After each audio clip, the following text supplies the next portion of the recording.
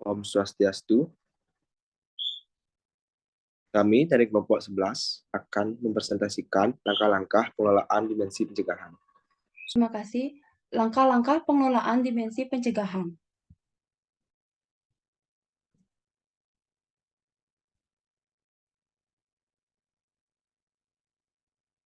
Pengelolaan kelas dikatakan menarik karena pada satu pihak memerlukan kemampuan pribadi serta ketekunan menghadapinya. Sedangkan di pihak lain, pengelolaan kelas sangat menentukan berhasil tidaknya pencapaian tujuan instruksional yang telah ditentukan. Tindakan pencegahan adalah tindakan yang dilakukan sebelum munculnya tingkah laku yang menyimpang, yang mengganggu kondisi optimal berlangsungnya pembelajaran. Keberhasilan dalam tindakan pencegahan merupakan salah satu indikator keberhasilan manajemen kelas. Konsekuensinya adalah guru dalam menentukan langkah-langkah dalam rangka manajemen kelas harus merupakan langkah yang efektif dan efisien untuk jangka pendek maupun jangka panjang. Pada dimensi pencegahan akan memberikan upaya untuk dilakukan dengan pemberian pengaruh yang positif terhadap individu serta dengan menciptakan suasana lingkungan kelas termasuk pengajar yang menyenangkan. Yang pertama, ada peningkatan kesadaran diri sebagai guru.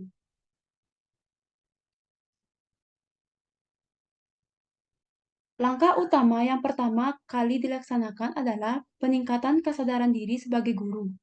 Inilah langkah yang sangat strategis dan mendasar, karena dengan adanya kesadaran diri sebagai guru, pada akhirnya akan meningkatkan rasa tanggung jawab dan rasa memiliki yang merupakan modal dari bagi guru dalam melaksanakan tugasnya. Kesadaran akan sikap sendiri ini sangat penting dalam rangka memahami sikap siswa yang merupakan reaksi terhadap sikap kepemimpinan yang ditampilkan guru. Guru hendaknya menunjukkan sikap yang stabil, kepribadian harmonis dan berwibawa, yang akan menimbulkan reaksi yang serta respon yang positif. Kesadaran akan sikap diri sendiri sebagai guru dalam rangka memahami tingkah laku siswa merupakan langkah pertama yang strategis dan mendasar dalam kegiatan pengelolaan kelas. Baik, sekian dari saya akan dilanjutkan oleh rekan saya. Baik, saya akan melanjutkan presentasi dari rekan saya.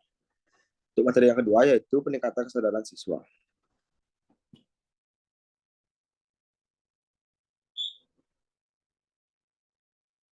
Banyak tindakan dan kegiatan jangan dilakukan oleh siswa tanpa penuh kesadaran, karena kurangnya kesadaran ini akan menyebabkan terjadinya mudah marah, mudah tersinggung, mudah kecewa, yang pada akhirnya dapat melakukan tindakan-tindakan yang kurang terpuji yang dapat mengganggu kondisi optimal dalam rangka belajar. Untuk meningkatkan kesadaran siswa, maka kepada mereka hendaknya diberitahu tentang hak-hak dan kewajiban sebagai anggota dari suatu masyarakat kecil yaitu kelas. Saling pengertian yang baik akan meningkatkan kerjasama antara guru siswa sehingga terjalinnya suatu hubungan yang terbuka, yang saling menghormati, yang pada akhirnya akan mengurangi kemungkinan timbulnya masalah pengelolaan kelas. Dari yang ketiga yaitu sikap polos dan tulus dari guru. Guru merupakan sumber dari pemegang peranan dalam menciptakan suasana sosio-emosional di dalam kelas. Peranan guru sangat besar pengaruhnya terutama terhadap penciptaan kondisi yang optimal dalam rangka mempelajarkan anak. Hendaknya guru bersikap polos dan tulus terhadap siswa. Jadi, dengan sikap yang hangat, keakraban dan terbuka dari guru, maka akan membuka kemungkinan yang berguna terjadinya interaksi dan komunikasi yang wajar, berarti tidak menimbulkan masalah pengelolaan kelas. Baik, presentasi selanjutnya akan dilanjutkan oleh teman saya. Baik, di sini saya akan melanjutkan materi yang keempat, yaitu mengenal dan menemukan alternatif pengelolaan.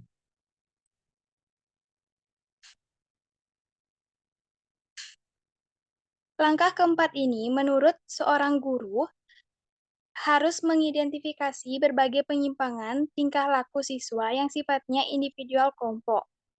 Guru hendaknya berusaha untuk menggunakan pendekatan pengelolaan kelas yang dianggap tepat untuk mengatasi suatu atau menggantinya dengan pendekatan yang telah dipilihnya.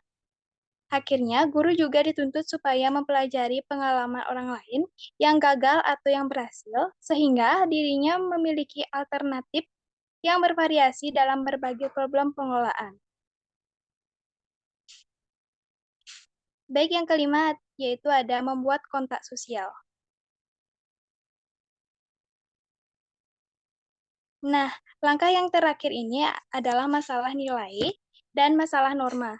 Dalam rangka pengelolaan kelas, maka norma merupakan kontak sosial atau daftar urutan tertib dengan sanksinya yang mengatur kehidupan dalam kelas dan dirubah yang dibicarakan atau disetujui bersama guru dan siswa. Kontak sosial ini merupakan standar tingkah laku yang diharapkan atau memberikan gambaran tentang fasilitas beserta batasannya untuk memenuhi kebutuhan siswa, baik sifatnya individual maupun yang bersifat kelompok dan memenuhi tuntunan dan kebutuhan sekolah.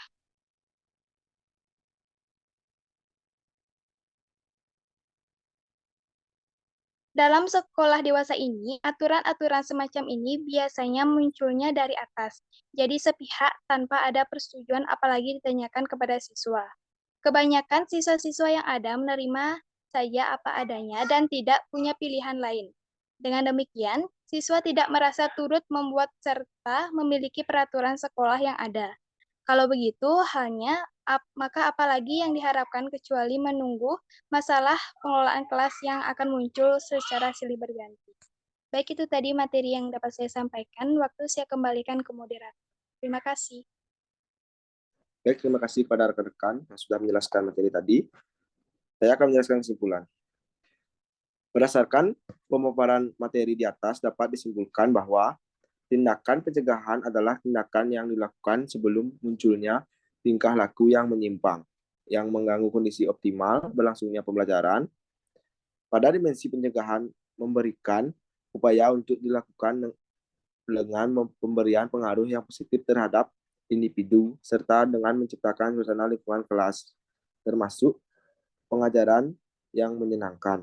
Adapun langkah-langkah pengelolaan dimensi pencegahan yaitu peningkatan kesadaran diri sebagai guru, peningkatan kesadaran siswa, sikap polos dan tulus dari guru, mengenal dan menemukan alternatif pengelolaan serta membuat kontak sosial.